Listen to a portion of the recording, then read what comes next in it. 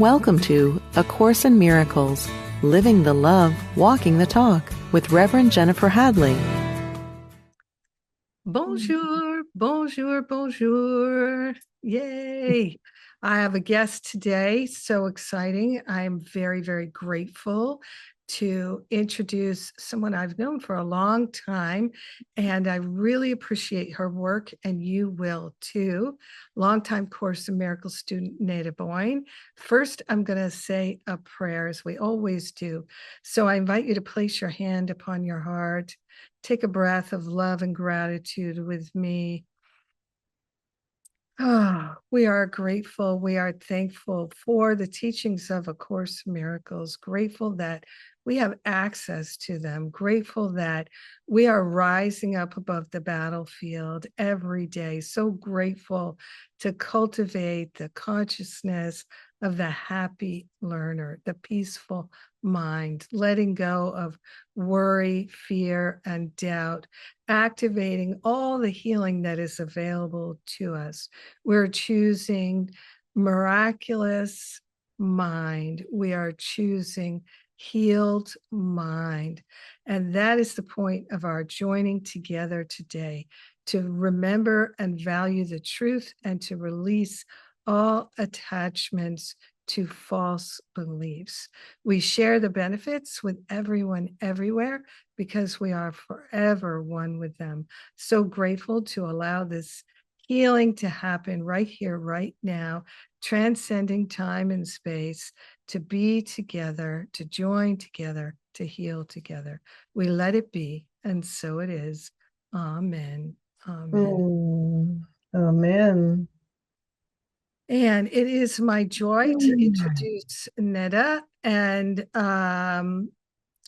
she has been teaching A Course in Miracles many years now. She is an award-winning singer and songwriter, voice liberator. She's a retreat facilitator. She's doing something amazing in December, which I will have her tell us about.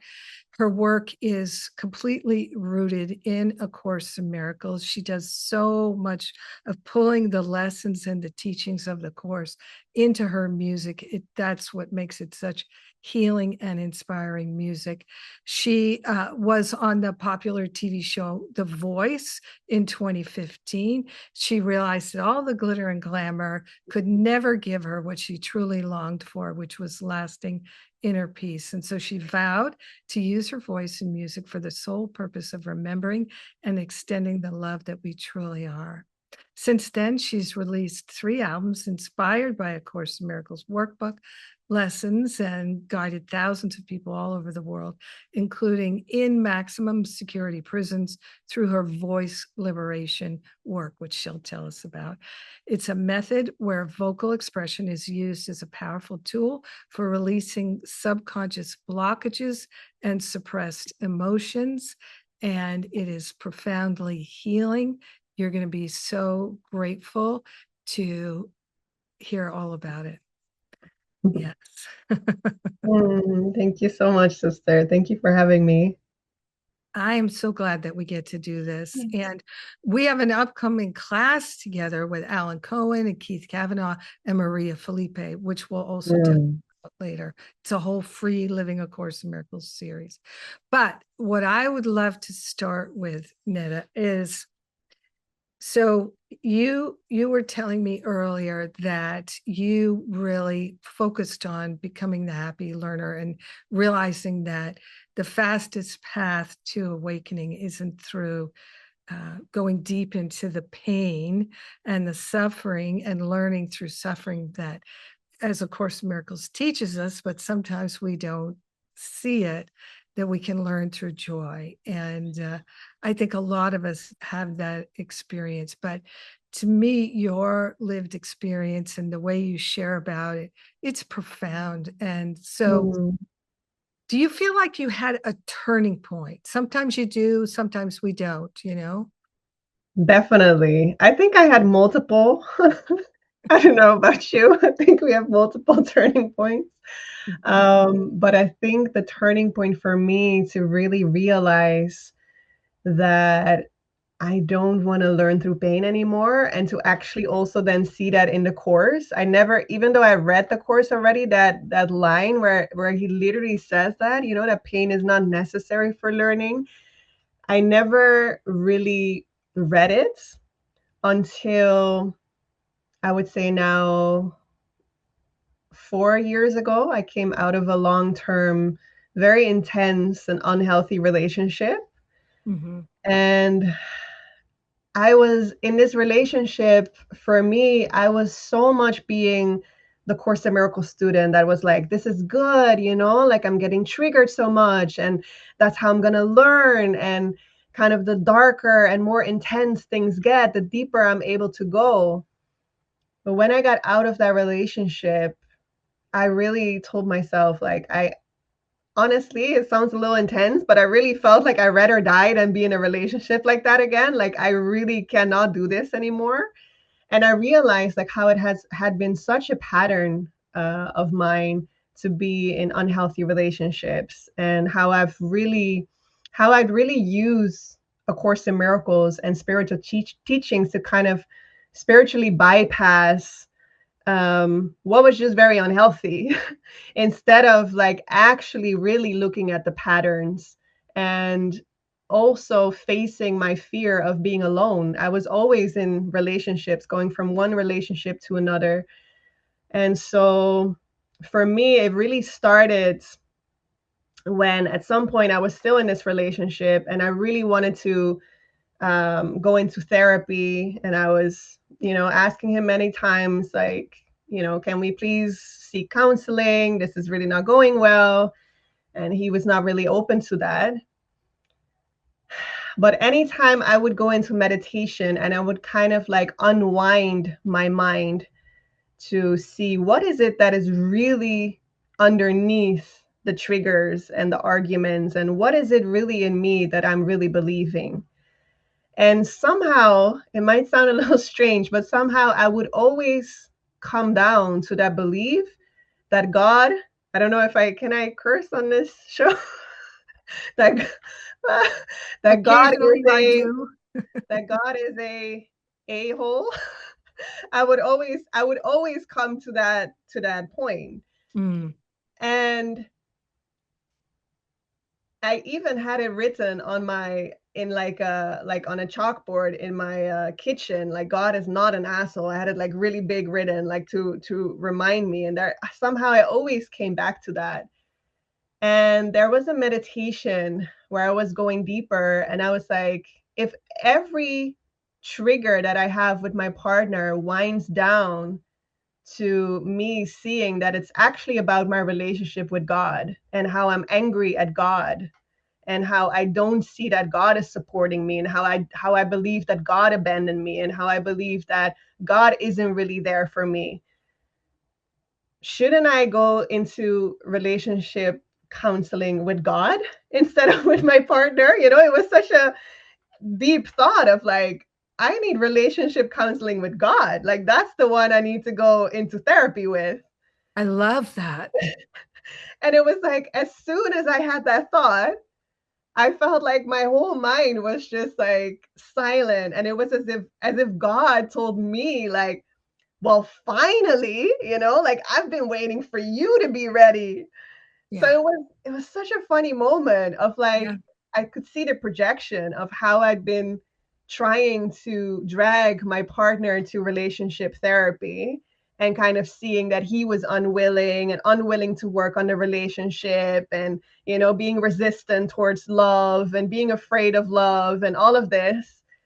And I could see like, oh, wow, it was really all along about my relationship with God, and me actually fearing the love of God and fearing, um, fearing to fully let God in and fully let God's love in.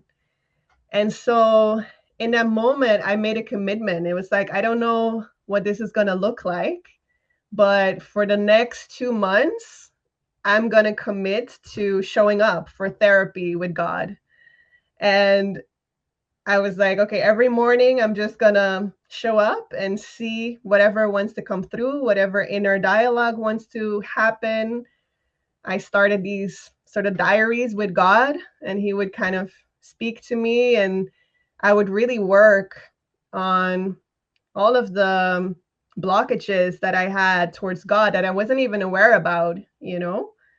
And at first I thought that that would heal my relationship with my partner. That was kind of my motivation. It's like, oh yeah, if I heal the relationship with God, then the relationship with my partner is also gonna blossom, which in truth it did, you know, because now I feel only love for him. But he's not in my life anymore, but I do, you know, have a full heart of love for him. Um, but I noticed that the more my relationship with God healed, this relationship, this romantic relationship with this partner it just fell away. It wasn't necessary anymore. And after that, I really went into a period of finally being single and really looking within at all of those subconscious blockages, at forgiving my past, forgiving my dad, forgiving my parents, forgiving my ex-partners, forgiving myself, really looking at so many patterns that I never looked at before. And that's when I started to attract also different friends, and eventually my current partner, where I saw like, wow, like when you have the same purpose, you know, whether it's in a friendship or in a romantic relationship or in family, if you have that same purpose for healing, and you can both create a safe and loving space to really look at those subconscious patterns, then awakening can be such a joyful and loving and supportive awakening journey. And I also saw that it actually goes so much deeper, so much deeper, so much quicker when there's that safety and that love and support and the joint purpose than when you're just in such an intense environment. So it's really, I see also like how that intensity and thinking like, oh yeah, then I'm a really good course student. Like for me, it was actually kind of, a way to make it look like I was so motivated, but it was actually kind of keeping me from love. So I kept on hitting the same painful patterns, never really going much deeper than that. Um, so it's quite the awakening. And right now, I mean, it's not that every day is like I'm just awakening and only laughter and only joy. Of course, you can still hit these triggers or painful moments, but the people that are around me now, the friends that I have, the partner that I'm really feeling like we're waking up together, there's so much love and so much support, that it does really feel like such a gentle and joyful, but yet more powerful than anything ever.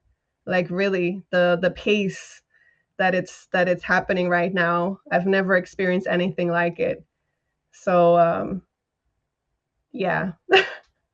Yeah, well, that's the thing, is when we say yes to putting the relationship with God first, then it's a natural discovery that every relationship you have is a relationship with God.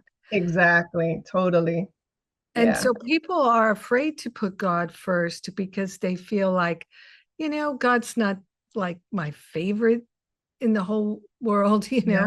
and that God's going to ask too much. God's going to Yeah. say that you can't have great sex, or you can't eat ice cream, or you can't have cocktails, or you can't smoke cigarettes, or all the things Yeah. that people don't want to give up, Yeah. because they think if I'm going to have a life with God, then it's poverty, chastity, Yeah.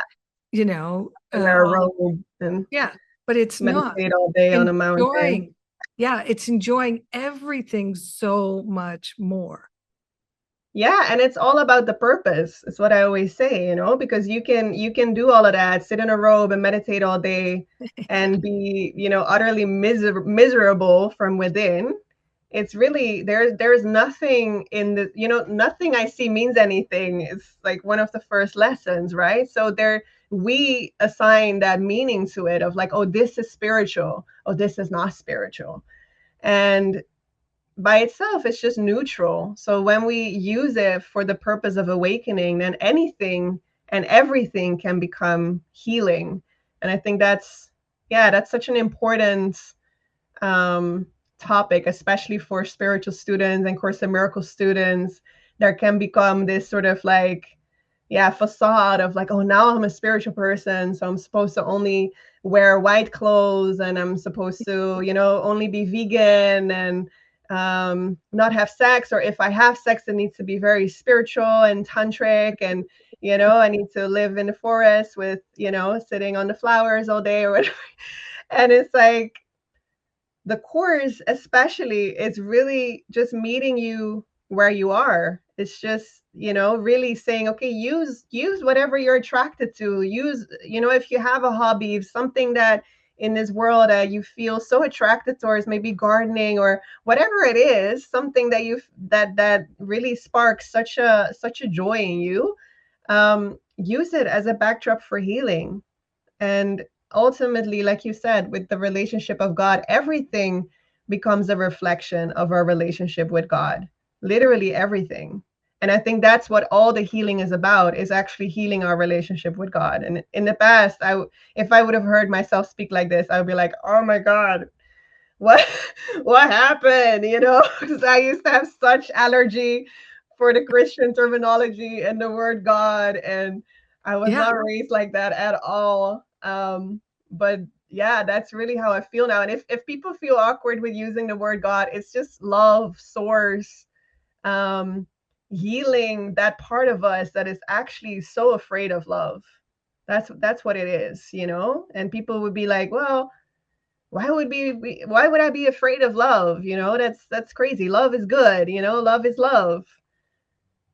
Yeah. But One of the things I say is that love is our healer, and love is the only healer there is, exactly. because the only thing there is to heal is that sense of lack of love.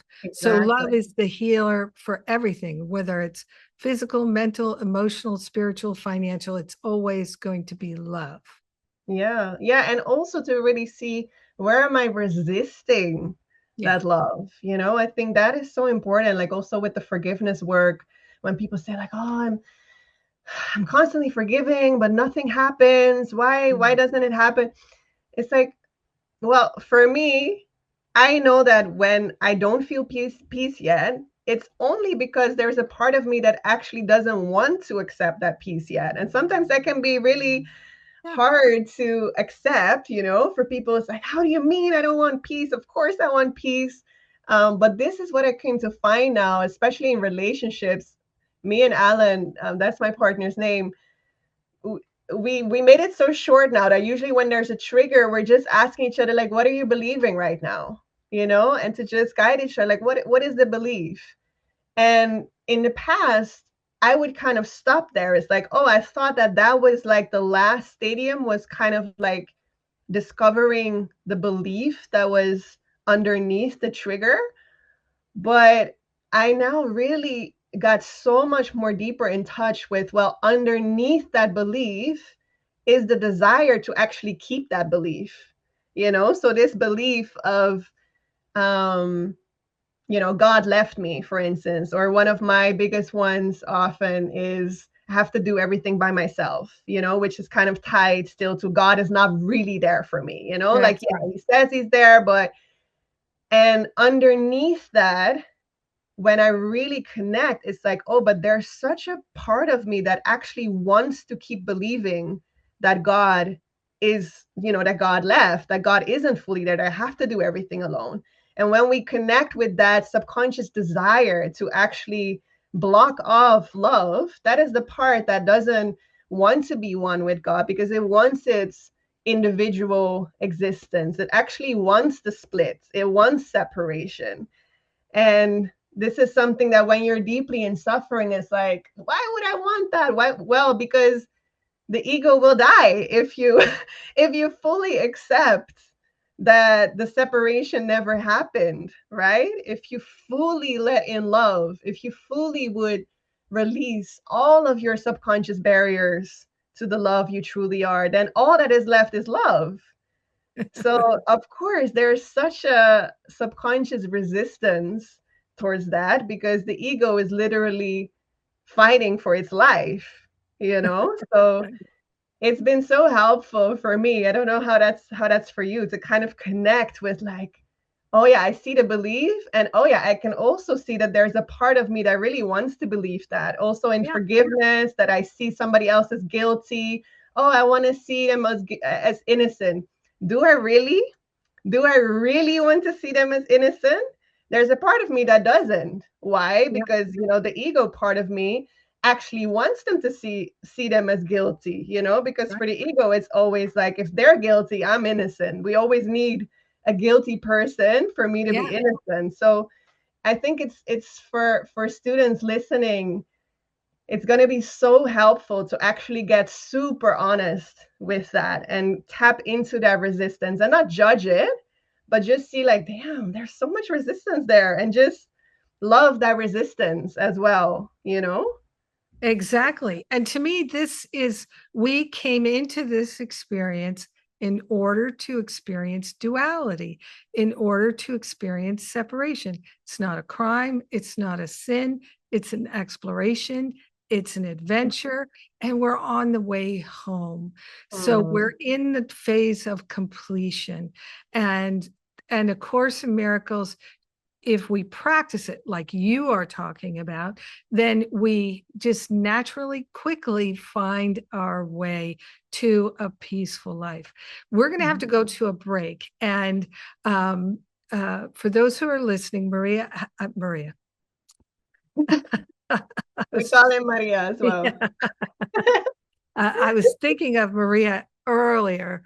Anyway, Neda has 3 CDs of gorgeous music you're definitely going to want to partake of. So I've asked her if we could play one of her songs on the way to the break. So tell us about the song. I'm checking actually which one would be helpful for this one. um I'm gonna go with a fun song on my latest album that's called Let Love Lead. Um, because yeah, that's what we're asked to do when we're faced with that resistance, is to really get out of our own way and remember that whenever we feel upset, it's because we let the ego lead. We put the ego behind the driver's seat. And it's always this little alarm bell of like, hey, choose again, allow love to lead. Because the ego is never going to lead you anywhere that is going to bring you peace ever. It will try to persuade you to believe that when you follow him you'll get somewhere good, but it will always fail. So yeah, let love lead. That's the song.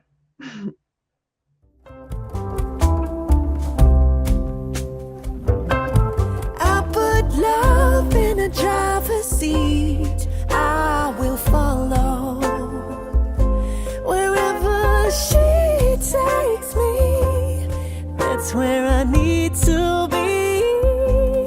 I will follow and let love lead.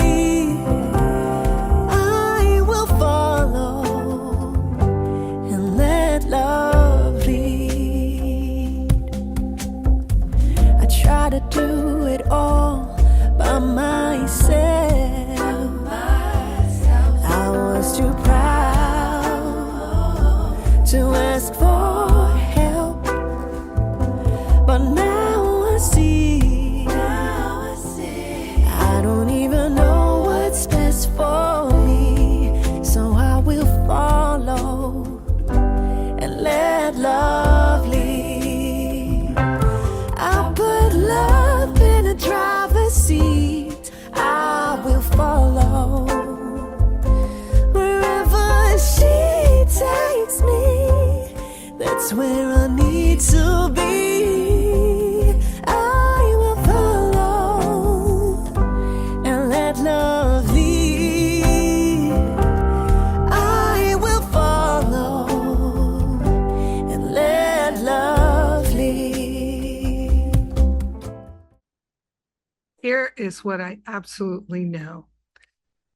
spiritual students, their biggest issue is trusting God, having faith, trusting in spirit, trusting in their own intuition. Trust is an issue. And when there is a lack of trust, there is worry, there is fear, there is doubt. And then life is hard. It's a struggle.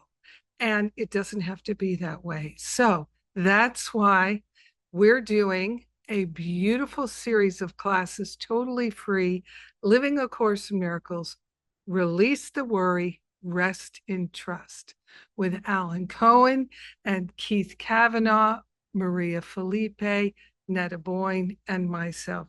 Totally free, 8 classes for you. Please come and join us. Please tell your friends. We are so grateful to be able to share with you what we've learned about how to release the worry and rest in trust. You'll be so glad you joined us. I just know it. These are powerful teachers, and we have clear tools and tips to offer you of how to really live in trust, in faith. It's so good. It's life-changing. It's worth it to put everything you can into developing the peaceful mind. Thank you for tuning in for A Course in Miracles, Living the Love, Walking the Talk.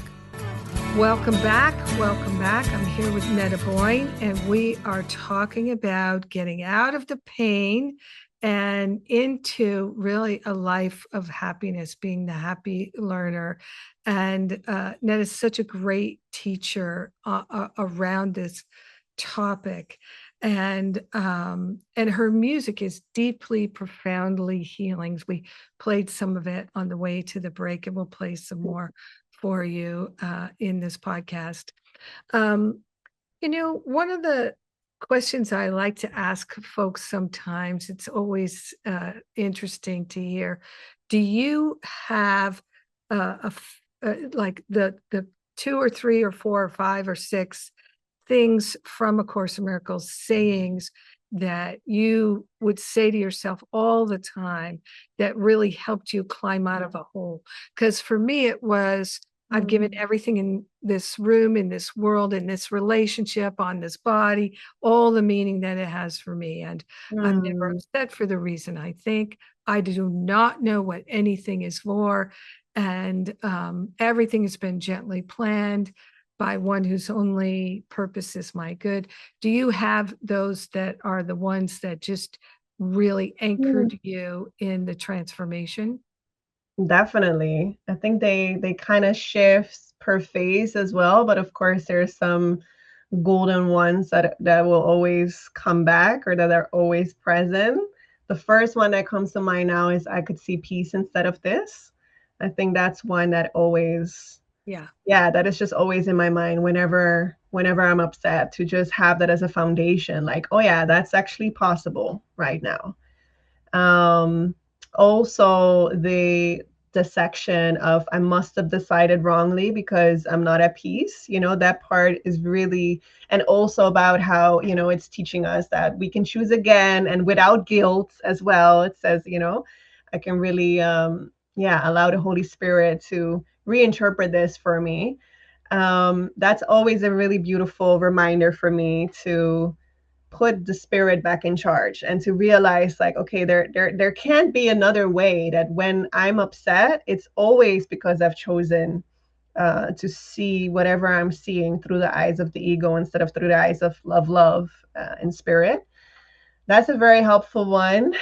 I love this line that I have it in my garden on like a piece of stone. Why wait for heaven? And those who seek the light are merely covering their eyes. The light is in you now. Enlightenment is but a recognition, not a change at all. I think that really forms the foundation of like, okay, that's the truth. But then, of course, within the human experience, I love that Jesus in the Course is also really inviting us. And I think this is what a lot of Course in Miracles students and many teachers also often forget, is to still like how Jesus is always meeting us where we are in the human experience. So to, for instance, take the lesson, let miracles replace all grievances. He actually instructs us in the beginning to really look at our projections, to name our judgments, to look at the sins, quote unquote, that we perceive in someone else, to really get really honest about our judgmental thoughts, and to not just start from this place of like, oh yeah, it's all love. Like, for me, that's always the foundation. I think it's very important to have that as a foundation, that, you know, like, hey, in truth, you know, only love is real. Nothing real can be threatened. Nothing unreal exists. You know, like, that's the basic, that the basis, that's the foundation. But in our experience, as you know, still experience ourselves in a body, we don't always experience that. And if we're going to confuse those two levels of our human experience with the pure non-dual metaphysics of A Course in Miracles, we don't get very far, because then we're just going to spiritual bypass our experience. And what Jesus is actually asking us in the lessons is, don't spiritual bypass, use all of it for the lessons.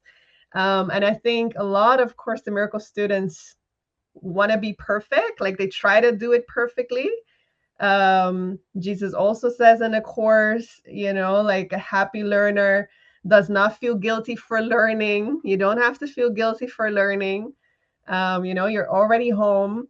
It's a journey without distance. You know, he's constantly saying, like, nothing could have gone wrong. You know, you're still as God created you. I think that's a very important one. I actually tattooed that one on my leg, so that's one I see every day. I put it in Spanish. Yeah, I'm still as God created me. But to, at the same time, really connect with, okay, but what in me is still not believing that? What in me is still seeing someone from this ego point of view? And I think that is something I've been really guided to support people into feeling it, to healing it, you know, and to really stop spiritual bypassing, stop using those intellectual, metaphysical concepts to trying to sort of like pour glitter over a pile of dung, you know, but to actually get to the root and see, like, hey, this is allowed to be there, and let's actually shine light on it, you know, because whatever we keep hidden, the Holy Spirit cannot heal it. And a very clever way of the ego is to, you know, use all of those subconscious blockages as a way to just keep them down and like throw some glitter over it, put like a nice spiritual blanket over it. So with the voice liberation and the exercises that I really channel in the retreats, we actually go there. We go into the quote unquote ugly, which I find actually it's one of the most beautiful things when people allow themselves to express that. We go to those grievances, we vocalize, we sigh, we cry, we grunt, we shout, we do whatever the voice wants to do to actually release those grievances in a very embodied way. And I think that's another thing that a lot of Course in Miracles students, they're kind of a little bit, I see often, kind of afraid of the body or something, or there's, I don't know if you notice this as well, that there's kind of this resistance towards using the body for healing, because there can be this idea of like, oh, the body is bad, you know, I'm not a body, I'm free, I'm still as God created me, so anything around the body, oh, that's ego. But again, give an example of that, like of where for people instance, are resisting. Mm-hmm. Yeah, like I just see it a lot in like a lot of Course in Miracles conferences, that it's a lot of just talking, and they read about, you know, the body is the purpose is communication.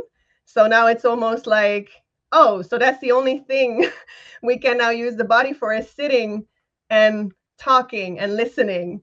instead of actually moving that body and expressing and shaking and, you know, letting out what wants to come out. And I think the communication thing, when it's taken literal, it's like, okay, so we're only allowed to use our mouth and have words come out of that. But that communication, it's allowing spirit to communicate through us, and we can do that in many different ways. And for instance, you know, my way that I feel very passionate about with the voice liberation, but also movement, is when you actually allow your body to be used for the purpose of healing, it becomes such an incredibly powerful tool to allow the teachings of A Course in Miracles to actually sink down into the hearts and not stay in the head. And those grievances, we can look at those grievances from the past and all of those resentment that you have towards your parents or towards your ex-partner, and we can say, oh yeah, God is the love in which I forgive myself, God is the love in which I forgive them. And some might have a moment where that really works, but for so many people, there's so much resistance to actually allow those teachings, which is just pure poetry, if you ask me. Like, really, Jesus was like the biggest poet, I think, to really open your heart for that. There's so much resistance. But when you use something like shaking or movement or breath work, or what I do, voice liberation, using the voice, you automatically go into a trance-like state where it's so much easier to actually access those deeper layers. And it's kind of like you're bypassing the ego. It's like, oh, I so often see that in the retreats where people are like shocked, like, what? How did I didn't even know that was there. Like, how did I get there? And it's like, yeah, you can't talk about that. Even in exercises, I so often do exercises in pairs where I first invite people to share in words, because that is also helpful. You know, let's say a topic around releasing shame or anger or grief, and I have them share in pairs. I have them share about that in words, and the other person gets to hold space for that and just really be a non-judgmental, safe space for them. And at a certain moment, after a few minutes of them sharing in words, I always invite them to let go of the words. I start playing the piano, and I always say, okay, no more words. Now, from what you shared, connect with that. Where does that live in your body?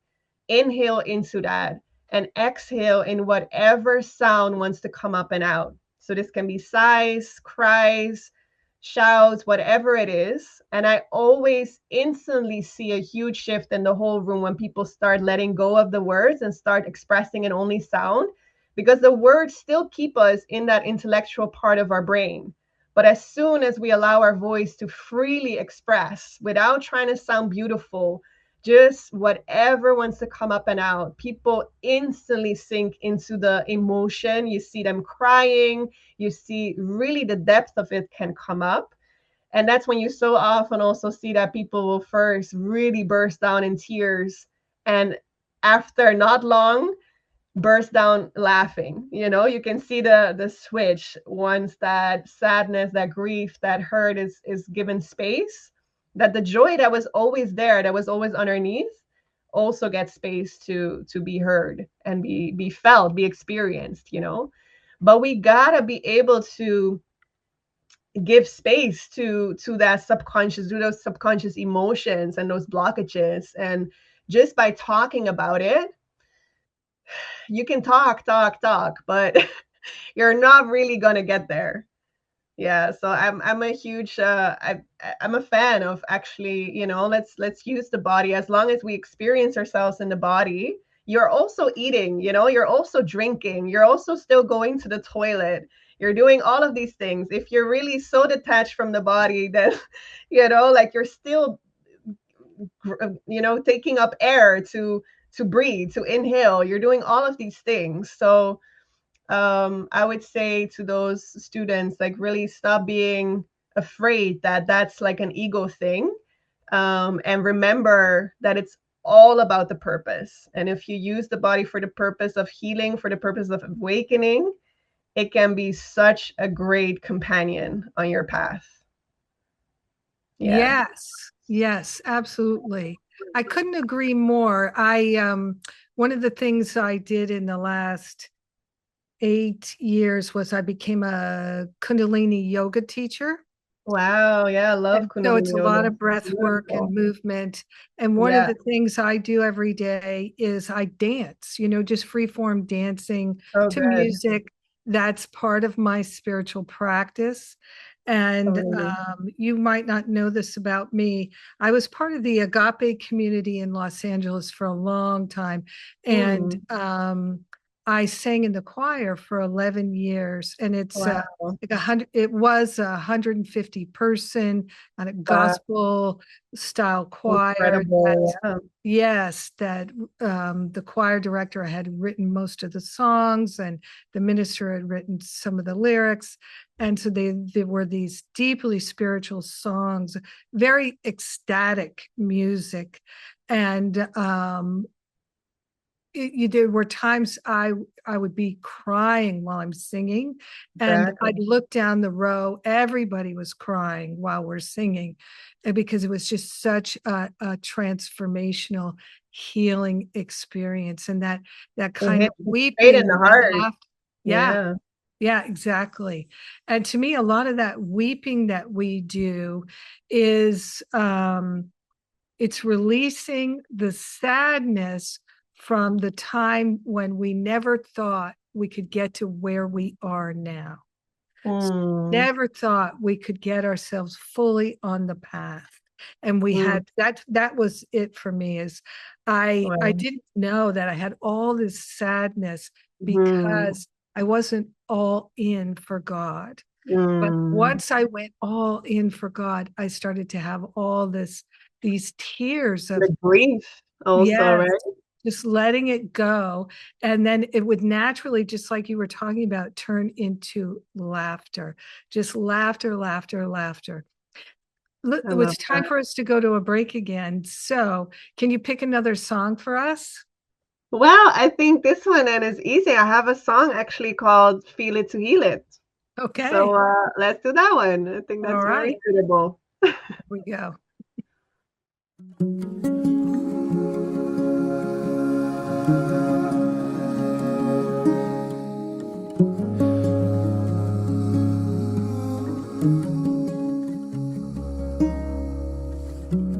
Darling, let it in.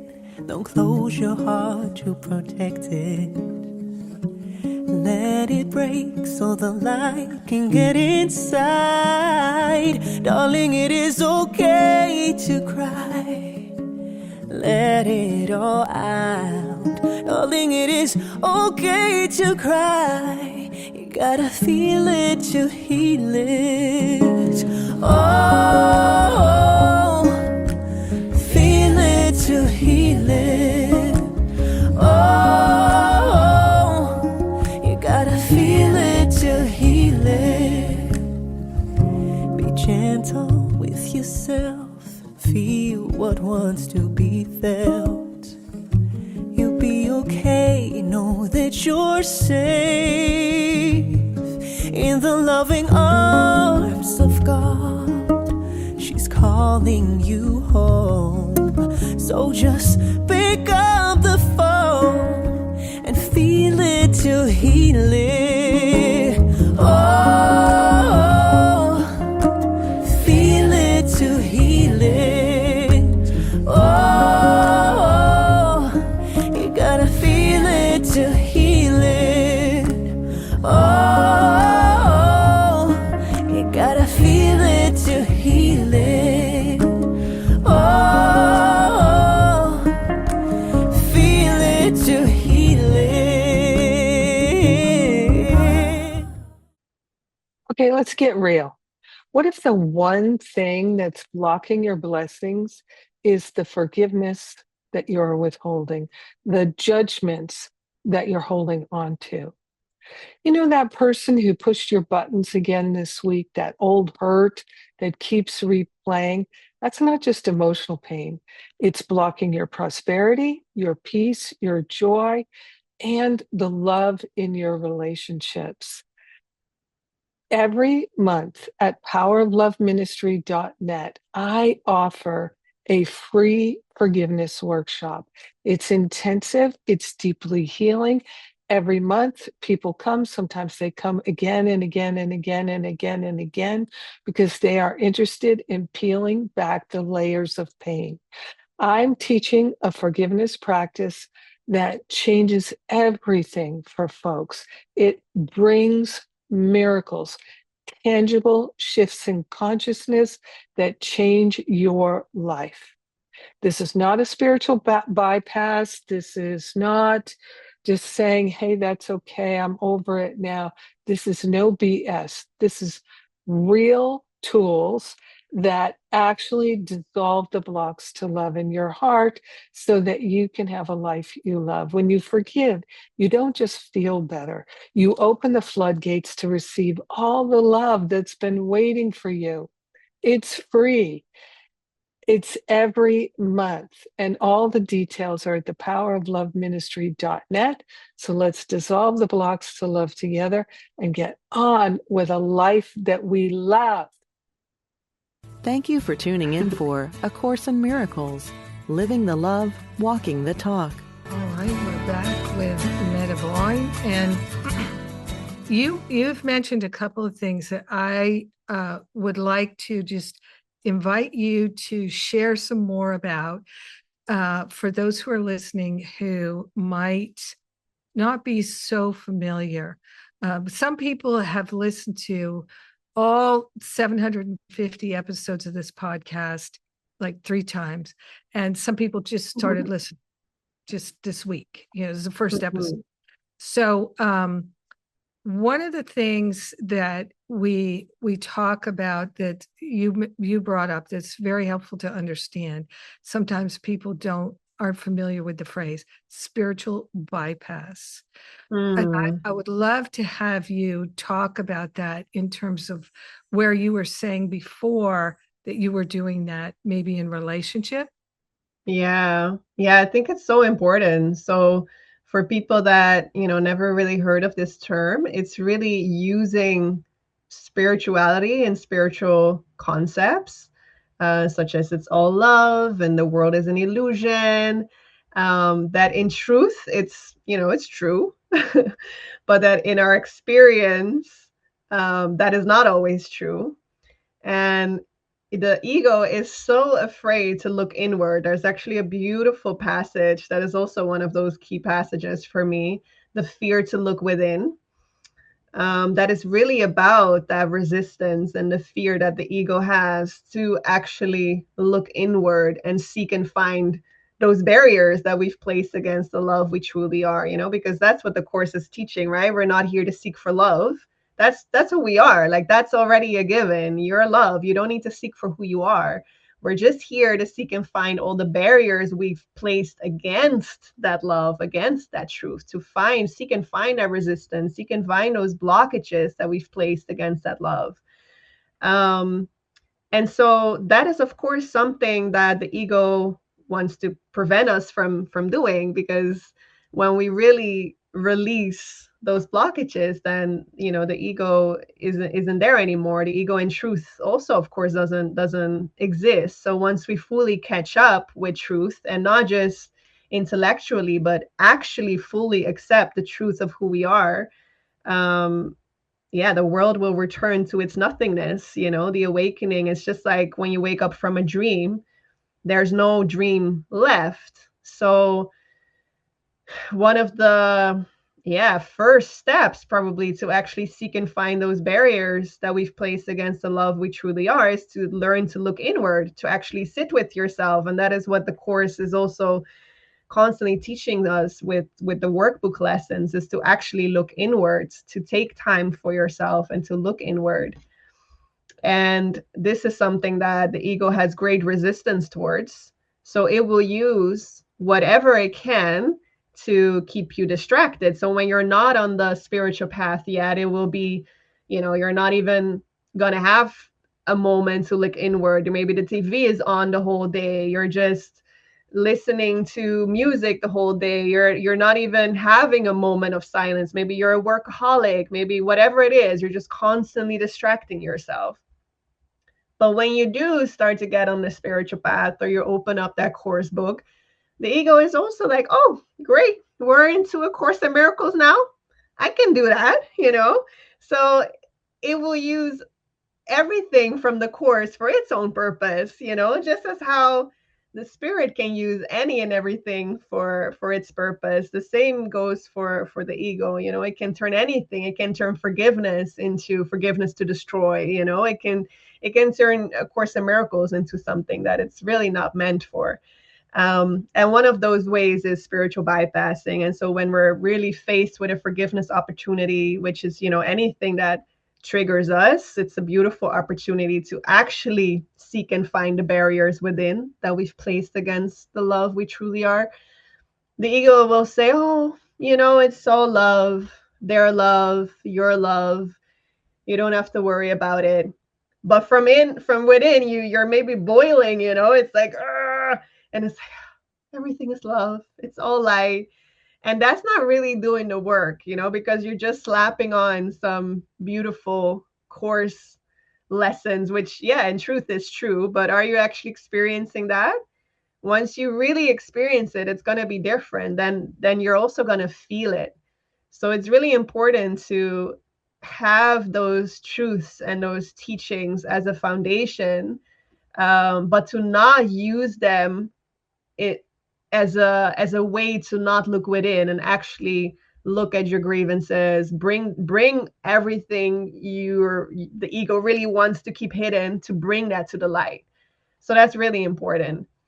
And it can show up in many different ways as well. This way of the ego hopping on to study A Course in Miracles. I think guilt is one of the biggest ones as well.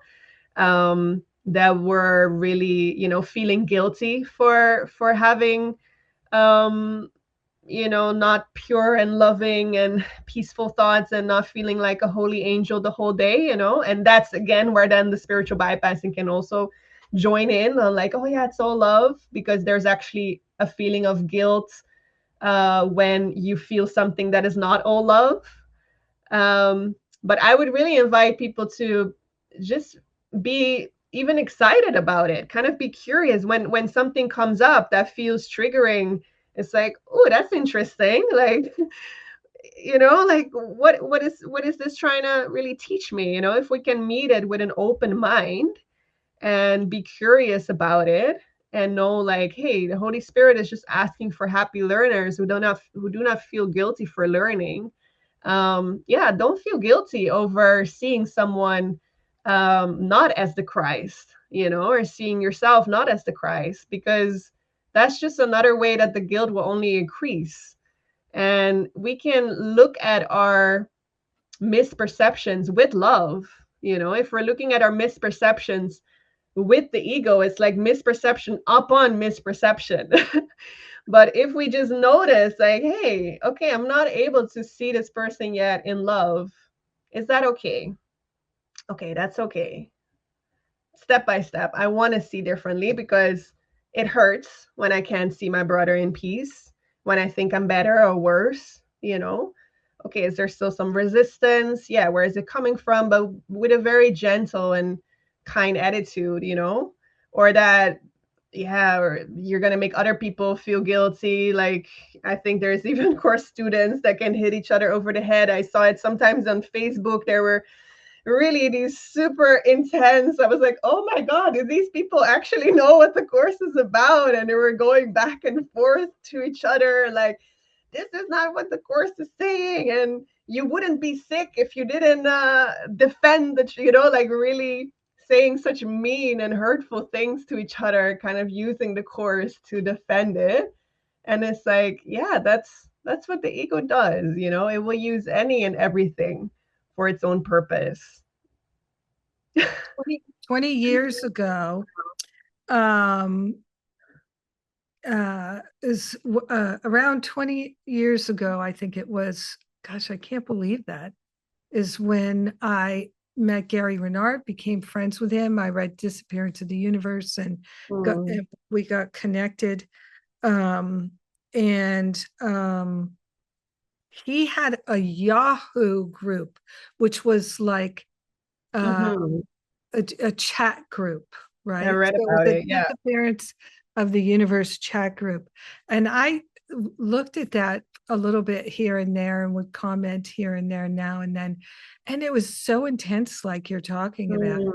And right in the beginning of my starting to share what I was discovering for myself with A Course in Miracles, sometimes people would really seriously attack me. And it was interesting. It was very interesting. It's like, have you read the book? Yeah, Are exactly. you doing the lessons? But again, I think what you're saying is so important because we have to have compassion for our human experience, you know, and just if we can look at, none of it is a sin, none of it is a crime, and it's just an experience, and we're discovering through experience. That's what this world is for. We're not doing it wrong. We're just adventurers exploring. Yeah.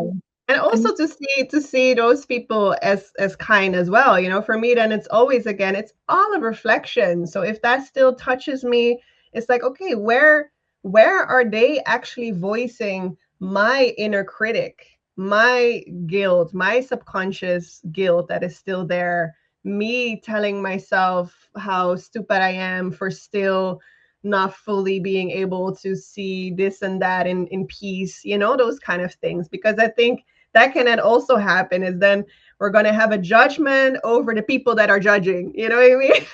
And it's, yeah, we're all one. It's just like a fragmented mind that we get to see outside of us. My partner, we shared a YouTube video the other day, how he had this super powerful practice from when he was 15 years old, together with his little brother. They would go to town, and he's from Curacao, and in Curacao, itami, it means that's me. And so whenever they would see someone, and especially if that person would look a little funny, you know, or like they had like a weird walk or some weird clothes, or they look just very different from them, they would say itami, like that's me. And the whole day they had so much fun with that. From being 15 years old, they would just, whenever they saw someone weird, they said itami. And now, like, it turned out to be such a powerful practice, and that has become one of my biggest spiritual practices now, to just, whenever I'm faced with someone and there's some sort of a trigger or some sort of like a judgment or some sort of like a feeling of maybe knowing it better or being less or being better or whatever, I remember, like, ita me, like, this is me. And it's so exactly what Jesus is teaching in the course as well. You know, there is only one mind. And when we truly get that, it's like there's no separation. Who I'm seeing here before me, it's me. They're just playing out a part of my mind. And it might look different, but this is still me, you know? Yeah, that's a beautiful practice. It Yeah. really is. Yes. I love that. You know, one more thing you mentioned that I thought might be helpful for people to understand is projection. You were talking about projection. And so just break it down, explain what projection is for folks who might be new to A Course in Miracles and are not as familiar with that term. Yeah, so I think for me, the most helpful analogy is always seeing the movies and picturing yourself, right, in a movie theater, watching the movie on the big screen. And you can see that movie as being your life, right? And if you want to change something about that movie, you can poke the screen. You can even tear down the screen. You can close the drapes. You can change the background color. But the real content of the movie is never going to change by just touching the screen, right? Because the screen is just a projection. that's actually not really the source of where that image is coming from. The real source is in the back, right? In the projector, where you see the light is coming through, and that is actually projecting. That is determining what is being projected onto the screen.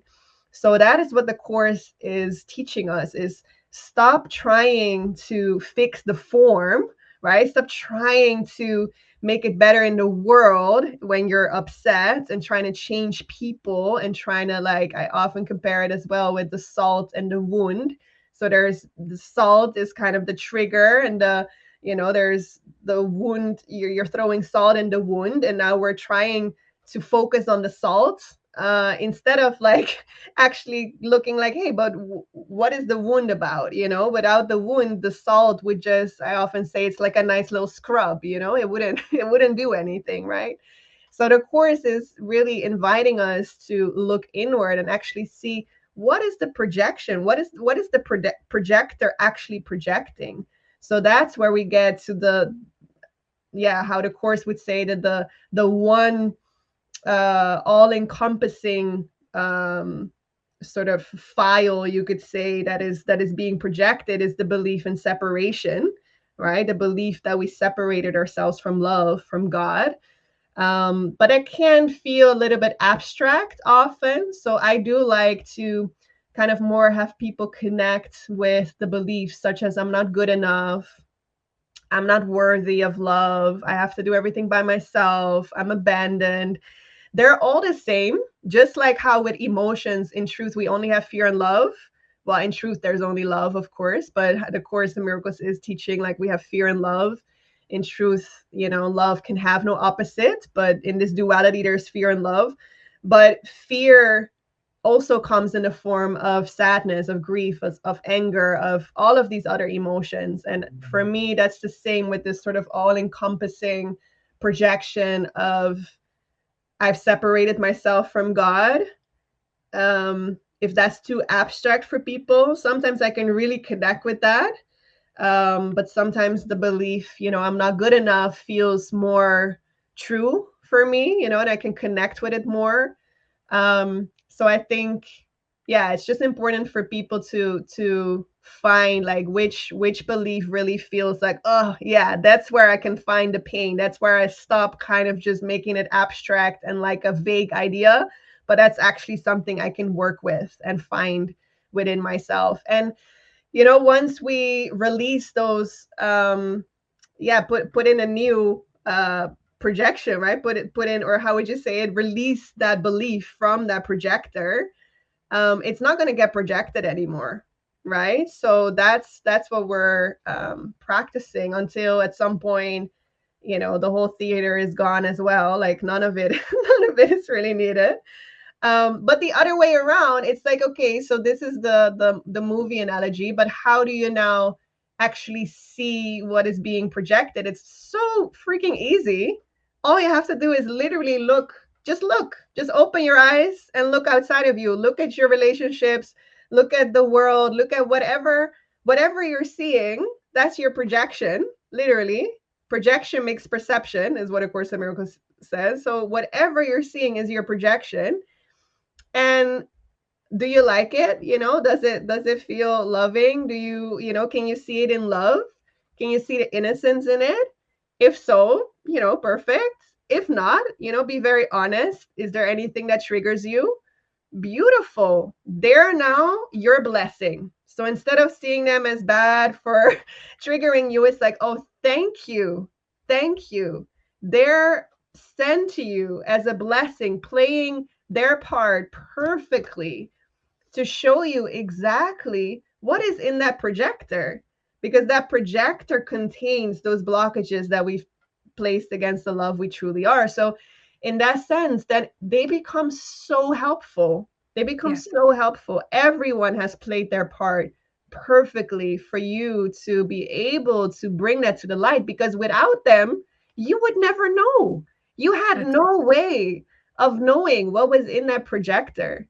And they're loving you so much. Maybe they don't know it consciously in this life, but everyone that showed up in your life, everyone that ever hurt you, they love you so much that they would play that part for you to help you release those subconscious blockages, you know? And again, this is not to be used as spiritual bypassing and not feel your feelings, you know, if something really intense happened or you just lost someone or you feel like a big betrayal, you're allowed to express that and cry and grief and, you know, but ultimately nothing has gone wrong and all things work together for good, and there's no exception with that. You know, they're there to help you and to help you awaken.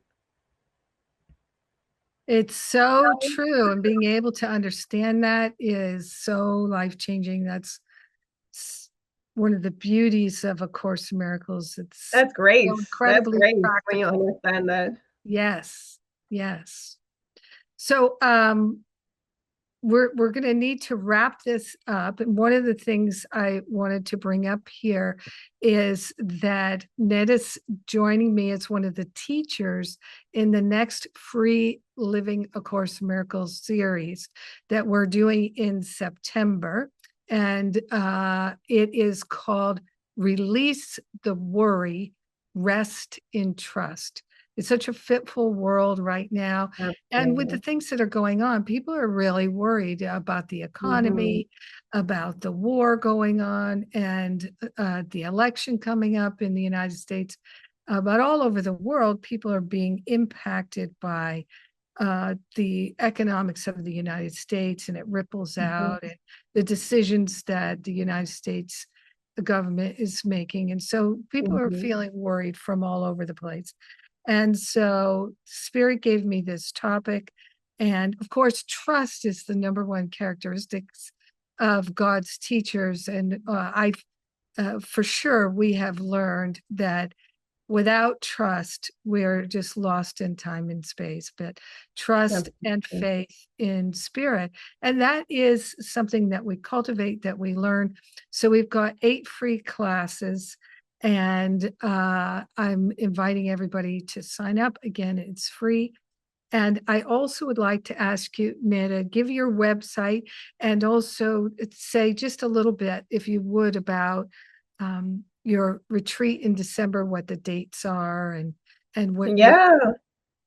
Well, first of all, I'm really excited about your free program or like online events. And it's for people, if they're listening to this and they feel inspired by what we share here, that's going to be the practical application of everything we're sharing here. So I'll bring my piano and we'll be able to actually give space to everything that we're worried about, to not spiritual bypass it, but to actually release it. So yeah, I hope that everybody listening will sign up for that. It's going to be amazing. And yeah, to even go much deeper, I have a retreat coming up as well. That's going to be 5 full days of forgiveness work, 2 sessions, 2 long sessions a day, morning and evening. It's going to be in a beautiful, beautiful old finca in Spain. It's called the Course in Miracles, The Light Has Come Retreat. It's going to be around the winter solstice. So from December 18 to December 22nd. They can find out more about that on my website. So that's nedaboin.com. Beautiful.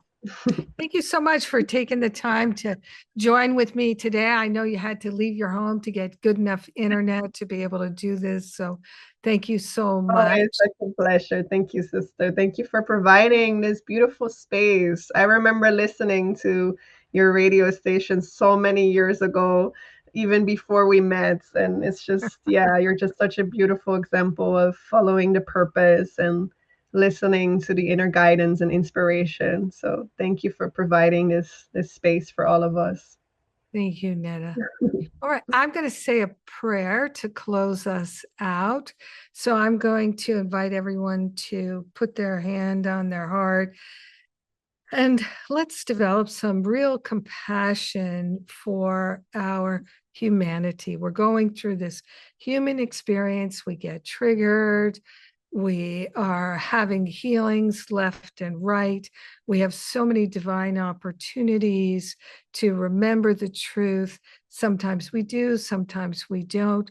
So we're grateful to move into our heart right now and to know that we are not a body, that we have a body, but we are not a body, that we are perfect to love, we are innocent, we are magnificent now and forever. And this human journey is temporary. This human journey is an exploration so that we know God as our very being more fully and more clearly, and that we can be truly helpful and be truly willing to see our brothers and sisters in their perfection, in their holiness, and remember our own, to know our own. It's a perfect system, and we are grateful and thankful for each and every blessed opportunity. Grateful for Neda's precious life and our own. We share the benefits of our healing and awakening with all beings because we are one with them. We allow it to unfold with ease and with grace. We let it be, and so it is. Amen. Amen. Thank you. Thanks so much. Thank you so much, sister. Bye for now. Bye. Do you find yourself waking up in the night worried? Do you find yourself being stressed out with worry and fear? Right now, the world is pressing upon everyone. And if you are prone to fear and worry, then you will. But let me just say, because I know for sure from my own life experience, worry is a habit that can be dissolved and resolved permanently. And you can live in real trust and real faith, and that's a beautiful thing. It's worth the effort, believe me. So I am doing a free series of 8 classes. It's called Living A Course in Miracles, Release the Worry, Rest in Trust, with Alan Cohen, Keith Kavanaugh, Maria Felipe, Neda Boin, and myself. That's right. 8 free classes live, not pre-recorded, live for you. So you can ask your questions about your exact circumstances and get an answer that will actually support and help you in moving out of worry and into trust. How great is that? All the details are at powerofloveministry.net. Please come and join us for this beautiful free series of classes to really support a life of love.